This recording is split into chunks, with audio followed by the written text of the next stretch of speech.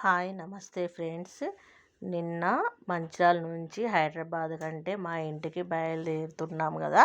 అక్కడ సిద్దిపేట దగ్గర అయితే టిఫిన్ చేయడానికి అయితే ఆగాం. ఇక్కడ టిఫిన్స్ అయితే చాలా బాగుంటాయి. స్వాగత్ ప్రిన్స్ ఫ్యామిలీ రెస్టారెంట్ అండి. ఇక్కడ వెజ్ నాన్ వెజ్ కూడా ఉంటుంది. ఇక్కడ టిఫిన్స్ అయితే చాలా బాగుంటాయి. సెల్ఫ్ సర్వీస్ అండి. మనమే అక్కడ టోకెన్ ఇస్తారు. అక్కడ టోకెన్ డబ్బులు కట్టిన తర్వాత టిఫిన్స్కి అయితే